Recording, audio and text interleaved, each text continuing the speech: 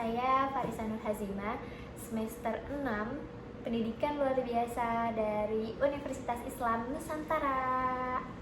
Nah, jadi pada kesempatan kali ini tuh saya ada tugas untuk memenuhi ujian tengah semester dari mata kuliah Manajemen Pendidikan Khusus untuk memaparkan jawaban dari pertanyaan UTS di dalam bentuk video ini. Selamat menyaksikan teman-teman semuanya. Yang terhormat Bapak dosen pengampu mata kuliah Manajemen Pendidikan Khusus, Bapak Henry Abdul Qahar. Saya di sini akan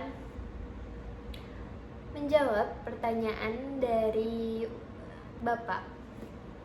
Yang pertama, apa sih perbedaan antara manajemen pendidikan khusus dengan manajemen pendidikan umum gitu?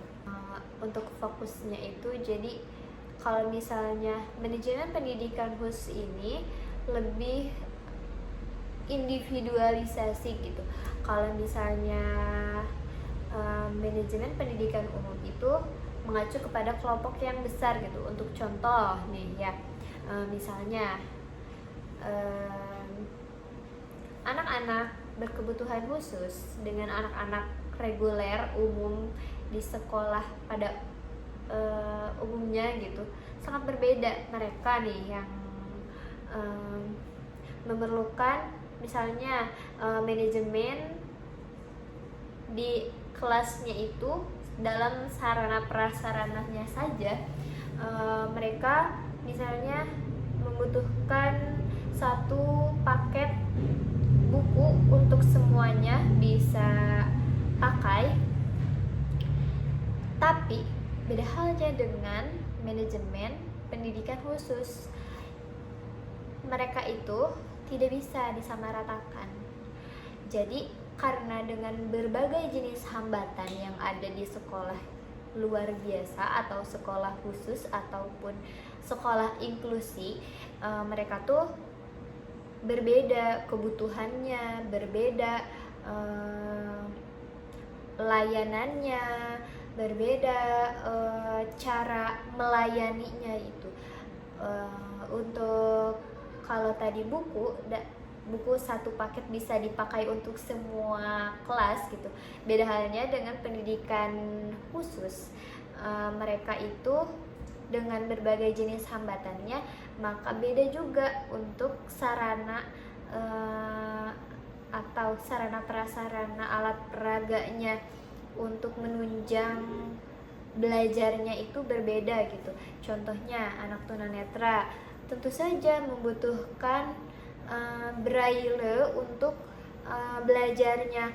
Nah, untuk anak tunagrahita diperlukan benda-benda konkret yang real, yang nyata gitu untuk menunjang alat peraga kegiatan pembelajaran di kelas gitu. Secara pelaksanaan pun pasti berbeda gitu. Cuma ada hal-hal mereka itu punya hak yang sama gitu, punya hak yang sama untuk belajar, namun caranya yang berbeda gitu. Untuk soal nomor 2, apa yang akan saya lakukan apabila menjadi kepala sekolah di inklusi? Apa sih yang akan direncanakan pada awal tahun pembelajaran gitu ya? Nah, saya sebagai kepala sekolah tentu saja akan yang pertama kali itu akan memprioritaskan. Saya yang pertama akan memetakan kebutuhan. Nah, jadi kalau misalkan saya yang menjadi kepala sekolahnya, nanti saya akan melihat dulu nih kapasitas SDM-nya. Kalau misalkan guru-guru yang ada di sekolah saya hanya bisa menerima atau SOP-nya itu sekolah kami hanya menerima anak berkebutuhan khusus yang autis ringan misalnya, atau grahita gitu. Itu juga dengan alasan kalau misalnya sekolah saya tidak menerima anak tunadaksa karena dalam layanan sarana prasarananya tidak mendukung, lalu sesuaikan lagi gitu. Selain pemetaan kebutuhan, saya juga menentukan persiapan SDM-nya gitu. Apakah ibu guru ini bisa gitu menangani anak ini gitu. Jadi tidak hanya langsung terima gitu. Enggak, saya pasti akan melakukan hal itu karena itu tuh sangat krusial gitu, sangat penting bagi saya. Karena mereka pun menurut saya wajib gitu mendapatkan hak yang sama dan pelayanan yang sangat bisa menambah perkembangan bagi mereka gitu, atau memperbaikinya gitu. Jadi mereka pun harus mendapatkan hal yang tidak, mereka kan sudah disekolahkan gitu. Justru kan itu tanggung jawab saya, bukan hanya tanggung jawab guru kelas atau guru pembimbingnya gitu, tapi dari kepala sekolahnya juga kan mereka yang menentukan. Jadi saya yang akan bertanggung jawab secara penuh gitu atas hak yang akan mereka dapatkan dari sekolah saya gitu. Nah, untuk selanjutnya yaitu nomor 3. Soal nomor 3, apa sih pentingnya prinsip POAJ? Atau POAJ itu singkatan dari planning, organizing, actuating, dan controlling. Nah, dalam pendidikan khusus semuanya, tidak hanya pendidikan secara umum gitu ya, atau manajemen dalam secara umum, secara khusus pun ini tuh sangat penting gitu. Nah, jadi bisa mengatur program dan berjalan dengan semestinya gitu. Untuk ilustrasinya, misalnya nih, bayangkan ada sekolah yang mengadakan terapi wicara. Untuk P-nya itu, planningnya itu merencanakan jadwal. Jadi kita tuh, misalkan saya yang punya sekolahnya gitu, saya akan mengadakan jadwal perencanaannya itu, mengadakan jadwal untuk mendatangkan terapi wicara bagi anak-anak di sekolah saya gitu. Nah, untuk O-nya, organizing-nya itu, saya akan menunjuk nih terapis mana yang kompeten, lalu yang sudah berpengalaman, dan saya menunjuk guru untuk, ataupun saya yang bertanggung jawab gitu, menyiapkan ruangan bagi terapi itu, dan saya yang akan mengkoordinasi kepada terapisnya apa yang akan dibutuhkan, terus ruangannya harus seperti apa, karena kan beda-beda ya. Setiap terapi itu ada yang harus di ruangan tertutup, ada yang boleh di kelas biasa gitu, tergantung kebutuhan dari terapinya itu. Lalu yang ketiga ada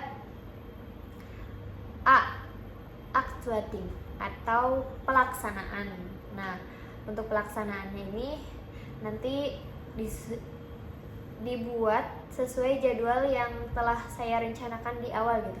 Untuk misalnya untuk hari ini dijadwalkan bagi anak-anak yang speech delay gitu untuk melakukan terapi wicara di hari Senin jam 10 sampai jam 11 siang gitu, atau jam 9 sampai jam 10 gitu. Nah, yang terakhir nanti saya akan menulis hasil sebelumnya itu di asesmen dulu ya, maaf. Hasil asesmen sebelum dan terakhir ada controlling. Sesudah bagaimana nih hasilnya setelah di terapi bicara, apakah ada perkembangan atau ada kemajuan untuk kemampuan bicara anaknya gitu. Nah, tanpa C ini, tanpa controlling ini, kita tidak akan tahu program tersebut apakah berhasil ataukah tidak gitu. Kalau misalnya tanpa ini tuh seperti kita tuh membuang waktu gitu. Jadi ya tidak efektif gitu. Jadi ini tuh dalam controlling itu sangat penting gitu, evaluasi semua hal. Kalau misalkan kita mau melihat apakah ini berkembang ataukah ini ada kemajuan, ya di sini. Jadi, nah untuk jawaban dari pertanyaan nomor 4 ini, jadi idealnya sekolah tidak boleh menolak siswa berdasarkan hambatan yang dimiliki.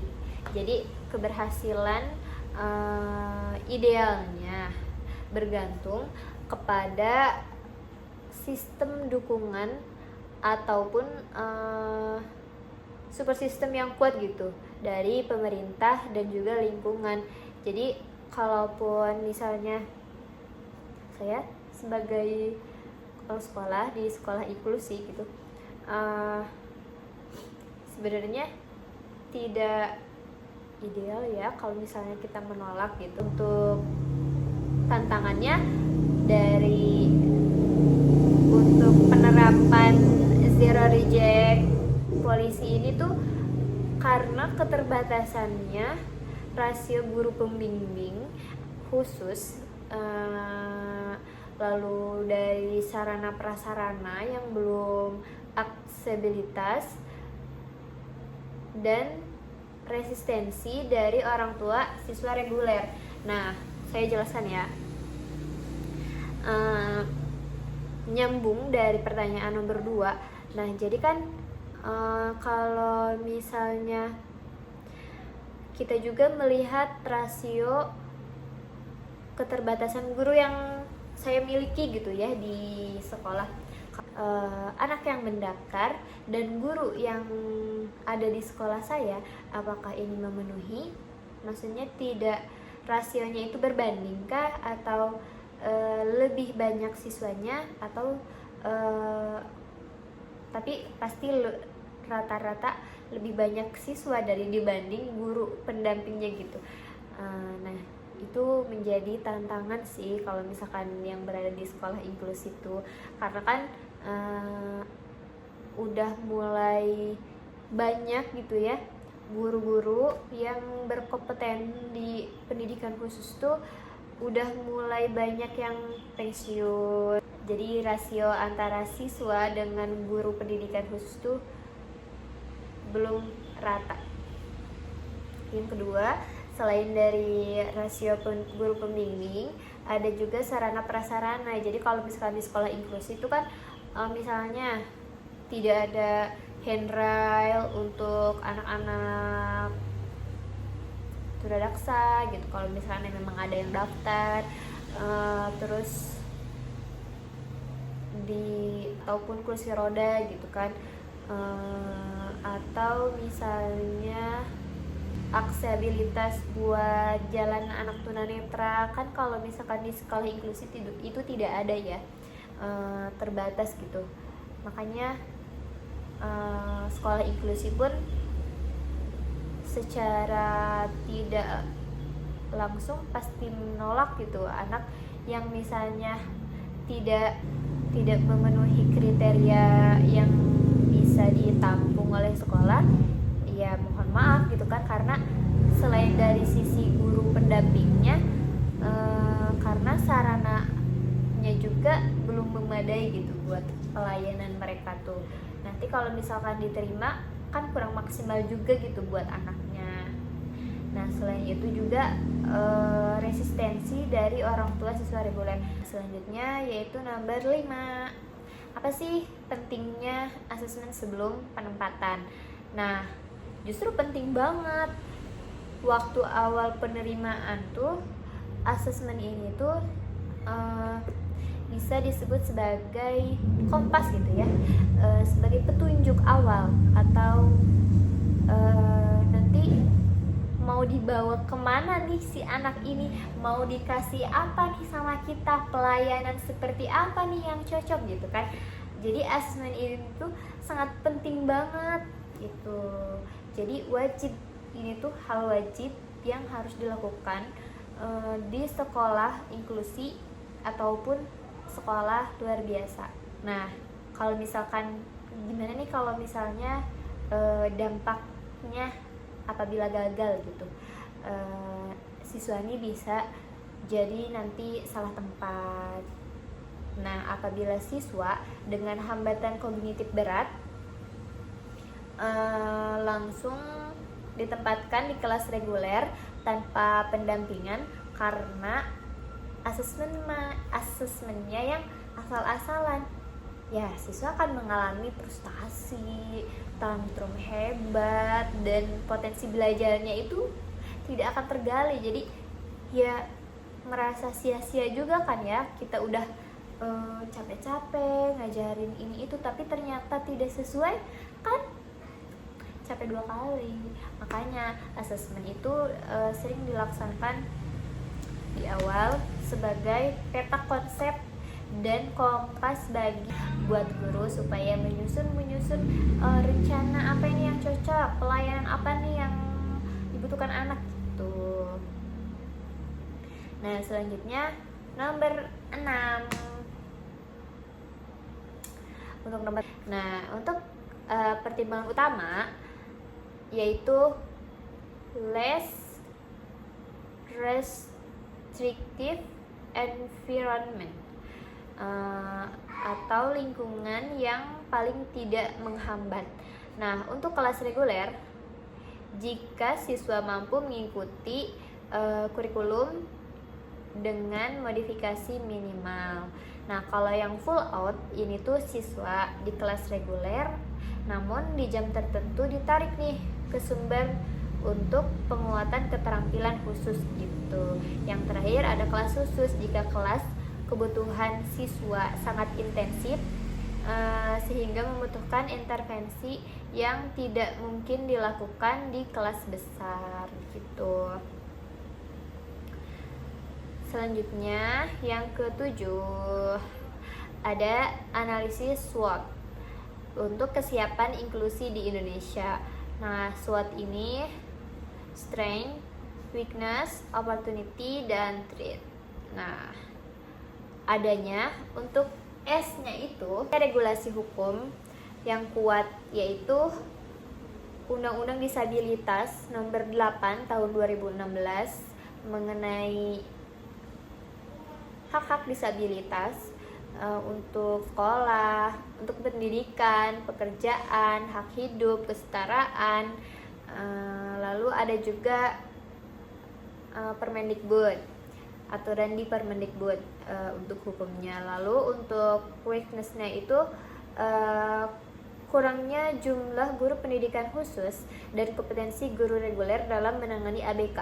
Nah, jadi ini tuh masih PR ya untuk pemerintah, bahwa kita tuh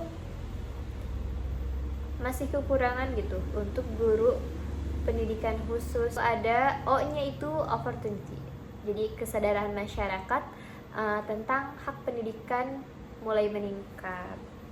Nah ini tuh alhamdulillah ya, kesadaran masyarakat udah mulai melek gitu, udah mulai membuka matanya, karena disabilitas pun boleh gitu. Untuk treatnya, stigma negatif yang masih ada di beberapa lapisan masyarakat dan keterbatasan anggaran. Nah ini tuh bagaimana pemerintah tuh bisa menjangkau anak-anak ataupun sekolah yang berada di pelosok gitu. Nah, untuk nomor 8,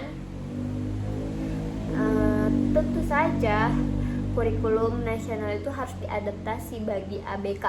Mengapa? Karena kurikulum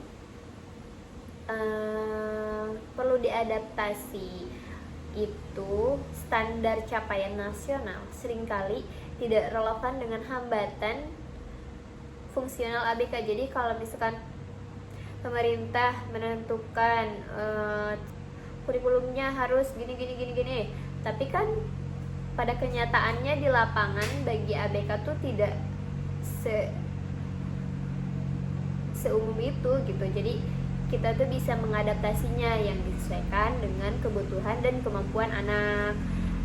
Untuk contohnya, misalkan kita memodifikasi dalam pembelajaran matematika tentang jual beli.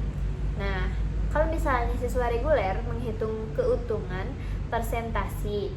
Nah, kalau misalkan siswa dengan hambatan intelektual ini dimodifikasi untuk hanya bisa harus mampu mengenal nilai mata uang melalui praktik belanja secara langsung, secara konkret dengan uang asli. Kalau misalkan anak-anak reguler bisa pakai uang kertas mainan untuk prakteknya.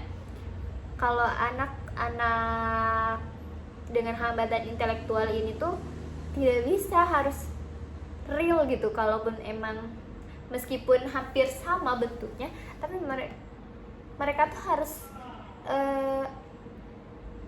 mempraktekkan pakai uang yang asli gitu, uang yang emang dipakai secara sehari-harinya gitu.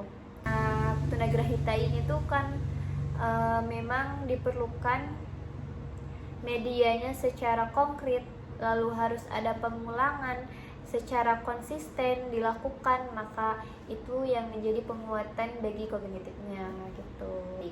Nah, kalau untuk soal nomor 9 ini,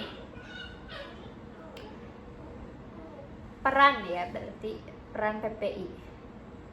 Nah, kalau ini tuh sangat penting juga selain dari tadi asesmen.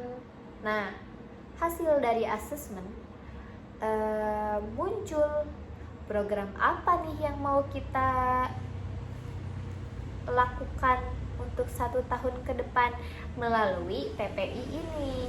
Nah, jadi ini tuh bisa disebut kurikulum masa depan gitu ya. Satu tahun ke depan mau ngapain, disusunlah di PPI ini gitu.